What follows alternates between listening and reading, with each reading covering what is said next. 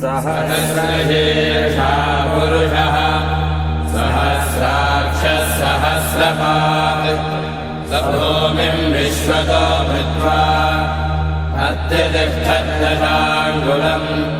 पुरुष एवेदकम् सर्वम् यद्भूतं यच्च भव्यम्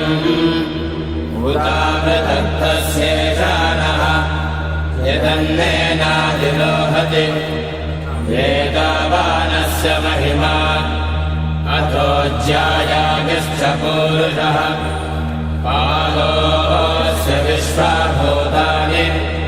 त्रिपादस्यामृतन्निमे त्रिपादोऽर्थमुदे पुरुषः पादोऽस्येह भवात् पुनः ततो विश्वं यद्गामत् साक्षात्क्षणे अभि तस्मात् विराजजायत विराजो अधिपुरुषः स जातो अत्यरिच्यत पश्चात् भूमिमतो पुरः यत्पुरुषेण हविषा देवायज्ञमतन्वत वसन्तो अस्यादीनाद्यम् ग्रीष्मयुग्मशरद्धविः सप्तास्यासन् परिधयः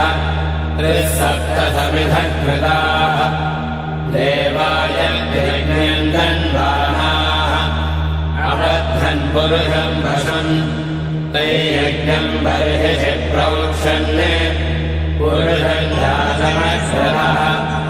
तेन देवायजन्त साध्यानिषयश्च ये तस्मात् प्रज्ञात् सर्वहुतः संवृतम् वृषधाज्यम् अशोकस्तागस्तक्रे वायव्याने आरण्याम् ग्राम्याश्च ये तस्मात् प्रज्ञात् सर्वहुतः